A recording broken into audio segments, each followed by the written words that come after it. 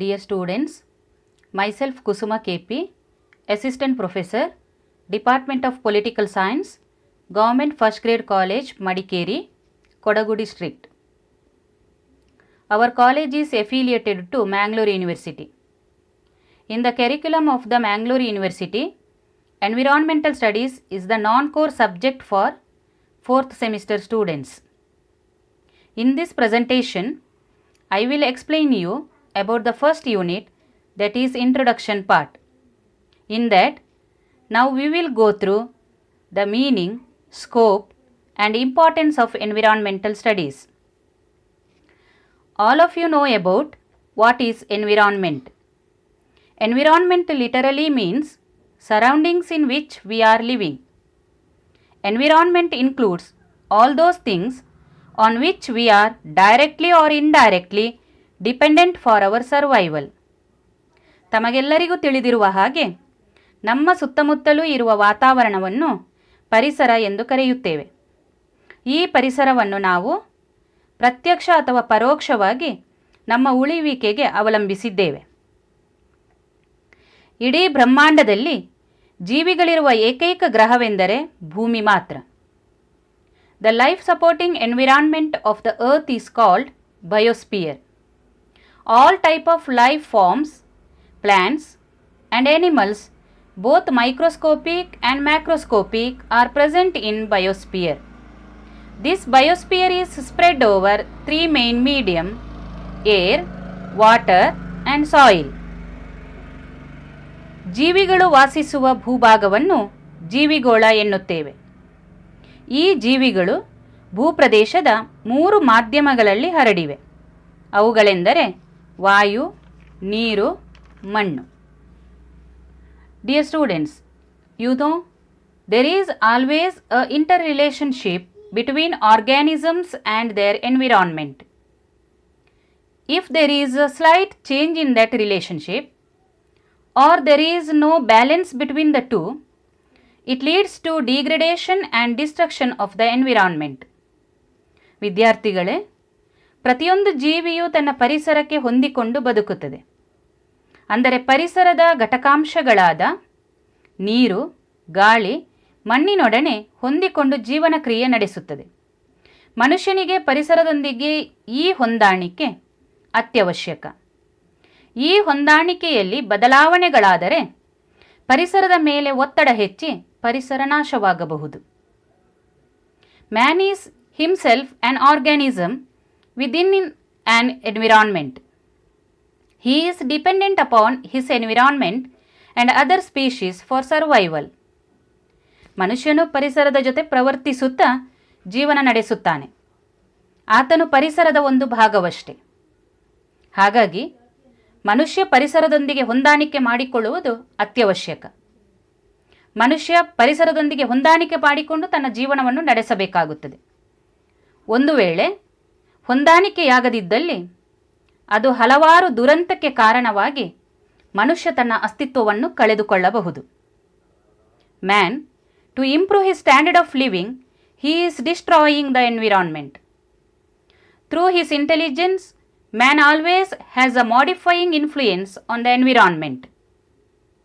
ತನ್ನ ಅತಿ ಆಸೆಯನ್ನು ತೀರಿಸಿಕೊಳ್ಳಲು, ತನ್ನ ಬದುಕಿನ ಗುಣಮಟ್ಟವನ್ನು ಸುಧಾರಿಸಿಕೊಳ್ಳಬೇಕೆಂಬ ಬಯಕೆಯಿಂದ ತನ್ನ ಬುದ್ಧಿವಂತಿಕೆಯನ್ನೆಲ್ಲ ಉಪಯೋಗಿಸಿ ಪರಿಸರವನ್ನು ತನ್ನ ಹತೋಟಿಯಲ್ಲಿಟ್ಟುಕೊಂಡು ತನ್ನ ಪ್ರಭುತ್ವ ಸಾಧಿಸುತ್ತಾ ಬಂದಿದ್ದಾನೆ. ಇದನ್ನು ನಾವು ಇತ್ತೀಚಿನ ದಿನಗಳಲ್ಲಿ ಹೆಚ್ಚಾಗಿ ಕಾಣುತ್ತಿದ್ದೇವೆ. ಗಾಂಧೀಜಿಯವರು 1908ರಲ್ಲೇ ಒಂದು ಮಾತನ್ನು ಹೇಳಿದ್ದರು. ಆಧುನಿಕ ನಾಗರಿಕತೆ ಅದರಷ್ಟಕ್ಕೆ ಅದನ್ನು ಬಿಟ್ಟರೆ ತನಗೆ ತಾನೇ ಕೆಡುಕಿನ ಘಳಿಗೆಗಳನ್ನು ತಂದುಕೊಳ್ಳುತ್ತದೆ. ಇದಕ್ಕೆ ನಾವು ಹಲವಾರು ಉದಾಹರಣೆಗಳನ್ನು ಕೊಡಬಹುದು. ಇತಿಹಾಸದಲ್ಲಿ ಹಾಗೂ ಪ್ರಸ್ತುತ ಪ್ರಪಂಚದಲ್ಲಿ ಈ ಗಾಂಧೀಜಿಯವರ ಮಾತಿಗೆ ಸಂಬಂಧಿಸಿದಂತೆ ಹಲವಾರು ಘಟನೆಗಳು ಸಂಭವಿಸಿರುವುದನ್ನು ನಾವು ಕಾಣುತ್ತೇವೆ. ಫಾರ್ ಎಕ್ಸಾಂಪಲ್, ಫಸ್ಟ್ಲಿ ಮಿನಾಮಾಟ ದುರಂತ ಅಥವಾ ಮಿನಾಮಾಟ ಟ್ರ್ಯಾಜಡಿ ಇನ್ 1956. ಜಪಾನ್ನ ಮಿನಾಮಾಟ ಎಂಬ ಪ್ರದೇಶದಲ್ಲಿ ಮೀಥೇಲ್ ಮರ್ಕ್ಯುರಿ ಸೋರಿಕೆಯಾಗಿ ಅದು ಇಂಡಸ್ಟ್ರಿಯಲ್ ವೇಸ್ಟ್ನೊಂದಿಗೆ ಸೇರಿ ಹಲವಾರು ಜನರು ಪ್ರಾಣ ಕಳೆದುಕೊಂಡಿದ್ದಾರೆ.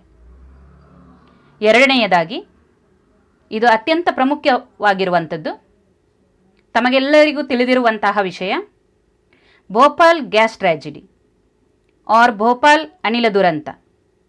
1984ರಲ್ಲಿ ನಡೆದಂತಹ ಈ ದುರಂತಕ್ಕೆ ಕಾರಣ ಮೀಥೇಲ್ ಐಸೋಸೈನೇಟ್ ಗ್ಯಾಸ್ ರಿಲೀಸ್ ಆಗಿರುವಂಥದ್ದು. ಅದು ಗಾಳಿಯೊಂದಿಗೆ ಸೇರಿ ಅದನ್ನು ಸೇವಿಸಿರುವಂತಹ ಹಲವಾರು ಜನರು ತಮ್ಮ ಪ್ರಾಣ ಕಳೆದುಕೊಂಡಿದ್ದಾರೆ.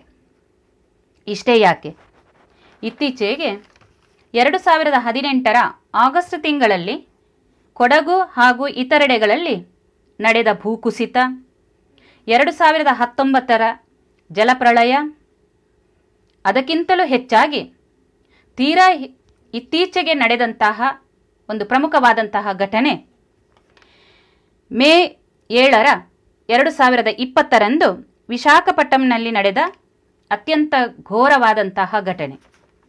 ಈ ಘಟನೆಗಳಿಗೆ ಮನುಷ್ಯ ಪರೋಕ್ಷವಾಗಿ ಕಾರಣನಾಗಿದ್ದಾನೆ.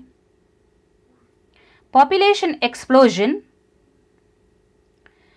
Urbanisation, deforestation, all these developments leads to environmental pollution, industrial pollution, unplanned urbanization and commercial exploitation of environment and life forms is threatening the vital balance of the environment. To solve this crisis and to preserve the components of environment for now and for future, this desire has led to the development of concept called environmental studies. Dear students, ಇದರ ಪರಿಣಾಮವನ್ನು ಇಂದಿನ generation ಅಂದರೆ ನಾವು ಅನುಭವಿಸುತ್ತಿದ್ದೇವೆ. ಈಗ ಬಂದಿರುವ ಕೊರೋನಾದಂತಹ ಮಹಾಮಾರಿಗೆ ಮನುಷ್ಯ ಚಟುವಟಿಕೆಗಳೇ ಕಾರಣವಾಗಿದೆ. Students, do you know, though the technology has improved, man cannot create natural resources like land, water, air. Using technology, he can only change it from one form to another. ನೈಸರ್ಗಿಕ ಸಂಪನ್ಮೂಲಗಳಾದ ಭೂಮಿ, ನೀರು, ಗಾಳಿ ಇವುಗಳನ್ನು ತಂತ್ರಜ್ಞಾನ ಎಷ್ಟೇ ಮುಂದುವರಿದಿದ್ದರೂ ಮಾನವ ಎಂದಿಗೂ ನಿರ್ಮಿಸಲಾರ. ಹಾಗಾಗಿ ತಂತ್ರಜ್ಞಾನವನ್ನು ಬಳಸಿ ಮನುಷ್ಯ ಈ ಸಂಪನ್ಮೂಲವನ್ನು ಒಂದು ರೂಪದಿಂದ ಇನ್ನೊಂದು ರೂಪಕ್ಕೆ ಬದಲಾಯಿಸಬಹುದಷ್ಟೆ. ವಿದ್ಯಾರ್ಥಿಗಳೇ, ಆದ್ದರಿಂದ ನೈಸರ್ಗಿಕ ಸಂಪನ್ಮೂಲಗಳನ್ನು ಪೋಷಿಸಿ ಮುಂದಿನ ಜನಾಂಗಕ್ಕೆ ಹಸ್ತಾಂತರಿಸುವುದು ನಮ್ಮೆಲ್ಲರ ಆದ್ಯ ಕರ್ತವ್ಯ. ಹಾಗಾಗಿ ಇಂದಿನ ಜನತೆಯಲ್ಲಿ ಪರಿಸರ ಸಮಸ್ಯೆಗಳ ಬಗ್ಗೆ ಅರಿವು ಮೂಡಿಸಿ ಮುಂದಿನ ಜನಾಂಗಕ್ಕೆ ಅದನ್ನು ಉಳಿಸಲು ಪರಿಸರ ಅಧ್ಯಯನ ಇಂದಿನ ಅಗತ್ಯ ಮತ್ತು ಅನಿವಾರ್ಯ. Meaning of environmental studies. ಪರಿಸರ ಅಧ್ಯಯನದ ಅರ್ಥ. In simpler sense, environmental studies is the study of relationship between environment and organisms and effects of human activities on environment. ಸಾಮಾನ್ಯ ಅರ್ಥದಲ್ಲಿ ನಾವು ಪರಿಸರ ಅಧ್ಯಯನ ಎಂದರೆ ಈ ರೀತಿ ಹೇಳಬಹುದು: ಪರಿಸರ ಮತ್ತು ಜೀವಿಗಳ ಮಧ್ಯೆ ಇರುವ ಸಂಕೀರ್ಣ ಸಂಬಂಧಗಳು ಮತ್ತು ಅವುಗಳ ಮೇಲುಂಟಾಗುತ್ತಿರುವ ಮಾನವ ನಿರ್ಮಿತ ಪರಿಣಾಮಗಳು ಹಾಗೂ ಪರಿಹಾರ ವಿಧಾನಗಳ ಸಮಗ್ರ ಅಧ್ಯಯನ ಎನ್ನಬಹುದು. In other words, environmental studies is a multidisciplinary academic field which systematically studies human interaction with the environment. ಇನ್ನೊಂದು ಅರ್ಥದಲ್ಲಿ ಹೇಳುವುದಾದರೆ, ಪರಿಸರ ಅಧ್ಯಯನ ಒಂದು ಬಹು ಅಧ್ಯಯನ ವಿಷಯವಾಗಿದ್ದು ಅದು ಪರಿಸರದೊಂದಿಗೆ ಮಾನವ ಸಂಬಂಧವನ್ನು ಸೂಚಿಸುತ್ತದೆ. ಈ ರೀತಿಯಾಗಿ ನಾವು ಪರಿಸರ ಅಧ್ಯಯನವನ್ನು ಅರ್ಥೈಸಬಹುದು.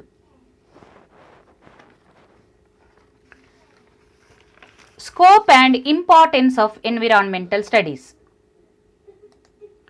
ಪರಿಸರ ಅಧ್ಯಯನದ ಮಹತ್ವ ಮತ್ತು ವ್ಯಾಪ್ತಿ. ಇದೀಗ ವಿದ್ಯಾರ್ಥಿಗಳೇ, ನಾವು ಪರಿಸರ ಅಧ್ಯಯನವನ್ನು ಯಾಕೆ ಮಾಡಬೇಕು, ಅದರ ವ್ಯಾಪ್ತಿ ಎಷ್ಟಿದೆ ಎಂಬುದನ್ನು ತಿಳಿದುಕೊಳ್ಳೋಣ. ಅದಕ್ಕಿಂತ ಮೊದಲು ನಾನು ನಿಮ್ಮಲ್ಲಿ ಒಂದು ಪ್ರಶ್ನೆ ಕೇಳುತ್ತೇನೆ.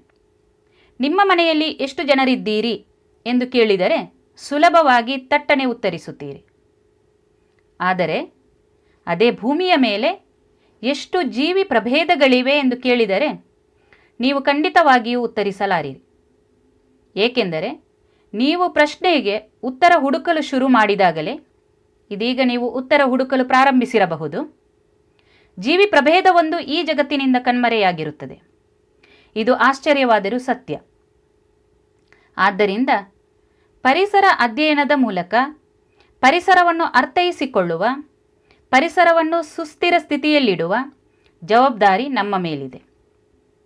Dear students, now I will explain you about some of the points relating to scope and importance of environmental studies.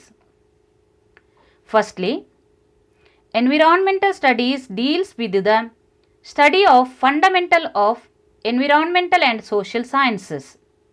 It is the fundamental study of environment. It means that ಪರಿಸರದ ಮೂಲಭೂತ ಅಂಶಗಳಾದ ನಮ್ಮ ಸುತ್ತಮುತ್ತಲಿನ ಪಕ್ಷಿ ಪ್ರಪಂಚ, ಪ್ರಾಣಿ ಪ್ರಪಂಚ, ಸಸ್ಯ ಪ್ರಪಂಚ ಇವುಗಳ ನಿಗೂಢತೆಯ ಬಗ್ಗೆ ತಿಳಿಯಬಹುದು. Secondly, environmental studies provides an holistic view of the environment and human environment relationship. ಪರಿಸರ ಅಧ್ಯಯನವು ಮನುಷ್ಯ ಹಾಗೂ ಪರಿಸರ ಸಂಬಂಧಗಳ ಅಧ್ಯಯನ ಮತ್ತು ಮನುಷ್ಯ ಮತ್ತು ಪರಿಸರದ ನಡುವೆ ಇರುವಂತಹ ಸಂಬಂಧಗಳ ಅಧ್ಯಯನವನ್ನು ಸುಲಭವಾಗಿ ಅರ್ಥೈಸಿಕೊಳ್ಳಲು ನಾವು ಪರಿಸರ ಅಧ್ಯಯನವನ್ನು ಮಾಡಬೇಕಾಗುತ್ತೆ. Thirdly, it provides an opportunity to understand major environmental issues and to arrive at possible solutions for the same. Students, nowadays there are so many global issues, major environmental issues like air pollution, global warming, water pollution, etc. ಈ ಪರಿಸರದ ಹಲವಾರು ಸಮಸ್ಯೆಗಳು ನಮ್ಮನ್ನು ಬಾಧಿಸುತ್ತಿವೆ. ಇವುಗಳಿಗೆ ಸೂಕ್ತ ಪರಿಹಾರವನ್ನು ಕಂಡುಕೊಳ್ಳುವುದರ ಜೊತೆಗೆ ಅದನ್ನು ಎದುರಿಸುವುದು ಹೇಗೆ ಎಂಬುದನ್ನು ಅಧ್ಯಯನ ನಮಗೆ ತಿಳಿಸಿಕೊಡುತ್ತದೆ. Environmental studies provides more knowledge about ecosystem and other ecological problems. ಇದಲ್ಲದೆ ಇನ್ನೊಂದು ಪ್ರಮುಖವಾದಂತಹ ಮಹತ್ವ ಏನು ಅಂತ ಹೇಳಿದರೆ, ಪರಿಸರ ಅಧ್ಯಯನದ ಮೂಲಕ ಪರಿಸರ ಸ್ನೇಹಿ ಜೀವನ ಶೈಲಿಯನ್ನು ರೂಪಿಸಿಕೊಳ್ಳುವ ಬಗೆಗೆ ಜ್ಞಾನ ಹೆಚ್ಚಿಸಿಕೊಳ್ಳಬಹುದು. ಪರಿಸರವನ್ನು ನಾಶ ಮಾಡದೆ ಅದರ ಉಳಿವಿನೊಂದಿಗೆ ಹೇಗೆ ಬದುಕಬೇಕು, ನಮಗೆ ಪರಿಸರ ವ್ಯವಸ್ಥೆ ಎಂದರೇನು, ಪರಿಸರ ವ್ಯವಸ್ಥೆಯಲ್ಲಿ ಉಂಟಾಗುವ ಸಮಸ್ಯೆಗಳ ಬಗ್ಗೆ ನಮ್ಮ ಜ್ಞಾನವನ್ನು ಹೆಚ್ಚಿಸಿಕೊಳ್ಳಲು ಎನ್ವಿರಾನ್ಮೆಂಟಲ್ ಸ್ಟಡೀಸ್ ಅಥವಾ ಪರಿಸರ ಅಧ್ಯಯನ ಅತ್ಯವಶ್ಯಕವಾಗಿದೆ. Another important point is that environment issues are being of global.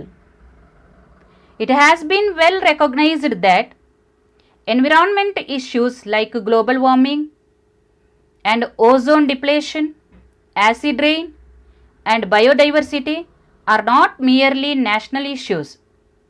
Student, please note that they are not merely national issues but are global issues and hence require international cooperation to solve them. ವಿದ್ಯಾರ್ಥಿಗಳೇ, ಇಂದು ನಾವು ಪ್ರಪಂಚದಾದ್ಯಂತ 3 ಪ್ರಮುಖ ಸಮಸ್ಯೆಗಳನ್ನು ಕಾಣುತ್ತಿದ್ದೇವೆ. That is global warming, ಜಾಗತಿಕ ತಾಪಮಾನದ ಹೆಚ್ಚಳ, gender inequality, ಲಿಂಗ ಅಸಮಾನತೆ, ಹ್ಯೂಮನ್ ರೈಟ್ಸ್ ವಯೋಲೇಷನ್, ಮಾನವ ಹಕ್ಕುಗಳ ಉಲ್ಲಂಘನೆ ಇವೆಲ್ಲ ಜಾಗತಿಕ ಸಮಸ್ಯೆಗಳು ಎಂದು ಪರಿಗಣಿಸಿವೆ.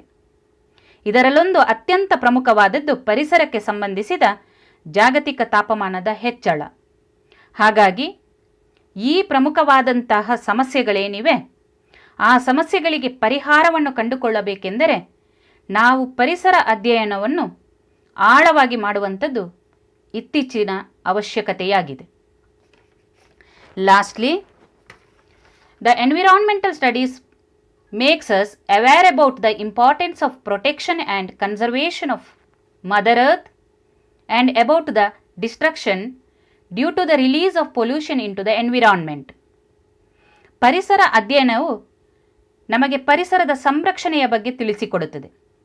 ನಾವು ಪ್ರಕೃತಿಯನ್ನು ದೇವರೆಂದು ಪೂಜಿಸುತ್ತೇವೆ, ಭೂಮಿಯನ್ನು ತಾಯಿ ಸಮಾನ ಕಾಣುತ್ತೇವೆ.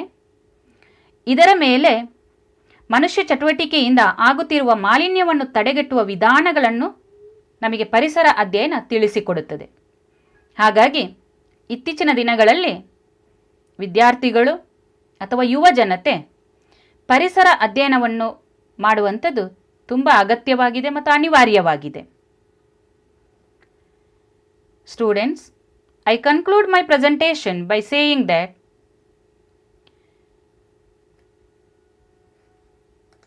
this assumes the importance as future of human life on earth demands more knowledge about the ecosystems and other ecological problems. Because of man's abusive actions, the environment is not safe anymore. Environmental science is important to save our world from destruction. To serve this purpose, it is necessary to study about environment. ಮನುಷ್ಯ ಗುಣಾತ್ಮಕ ಜೀವನ ಮಟ್ಟವನ್ನು ನಡೆಸಲು ತನ್ನ ಅತಿಯಾಸೆಯ ಚಟುವಟಿಕೆಗಳಿಂದ ಪರಿಸರ ನಾಶದತ್ತ ತನ್ನ ಪ್ರಯಾಣ ಬೆಳೆಸುತ್ತಿದ್ದಾನೆ. ಆದ್ದರಿಂದ ಪ್ರಪಂಚವು ನಾಶದ ಕಡೆಗೆ ಸಾಗುವುದನ್ನು ತಡೆಯಲು ಇಂದಿನ ಯುವ ಜನತೆಗೆ ಪರಿಸರ ಅಧ್ಯಯನದ ಅಗತ್ಯತೆ ಮತ್ತು ಅನಿವಾರ್ಯವಿದೆ. Let us discuss next topic in the next presentation. Thank you.